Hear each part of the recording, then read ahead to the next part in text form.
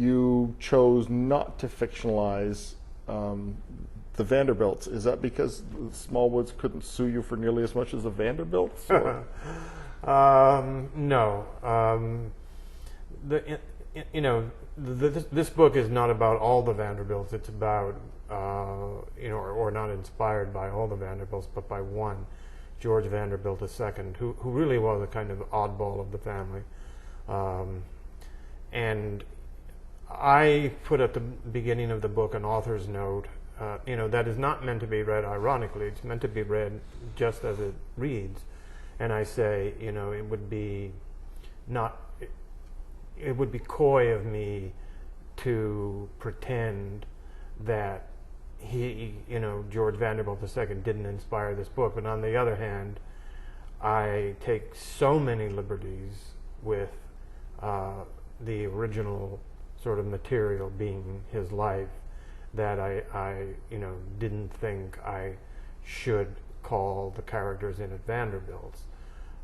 On the other hand, I am, with that author's note, what I'm doing is I'm inviting the reader to ask themselves, how would it affect their reading of the book if I did use the last name of Vanderbilt?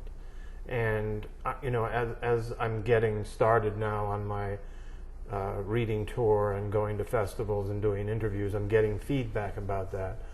And people are surprised when they actually think about it, because what they realize is that it would do nothing whatsoever to the reading of it. It is literally a gilded cage.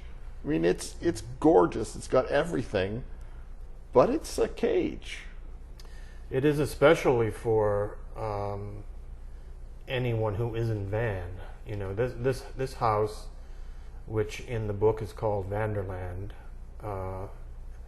and I intend a pun on Wonderland, as in Alice in Wonderland, but also, if you want to bring it right up to date, Michael Jackson's Neverland.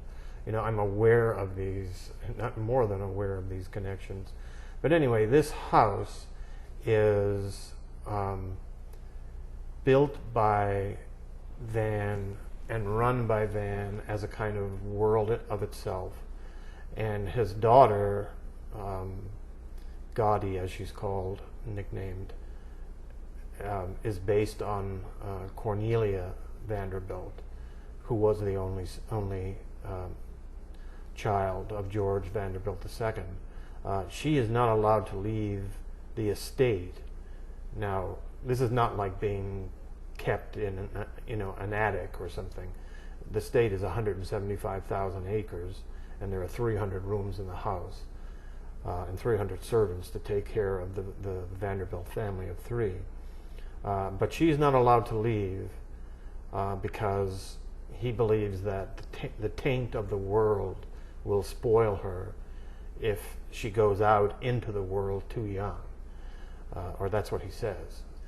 Landish and Deacon, the boy who we haven't mentioned yet, the boy whom Landish is more or less forced to adopt, they are not allowed to leave as well. It's part of the terms of their employment or his employment, Landish's and Deacon's existence there, that they never leave. Because the idea being, and this is the case for the other tutors as well, the idea being that if they leave, if they go into Asheville, which is the closest community, about 11 miles away, they will bring back with them, will come trailing back with them, the outside world. And they will taint Gaudie with the outside world. But Vanderland, alias Biltmore, it is meant to be a place that is completely self-sufficient in every way except emotion and affection and actual communication between people. Which is pretty much completely absent. It is. It is, except between Landish and Deacon and the group that are called the Blokes, who are the other tutors.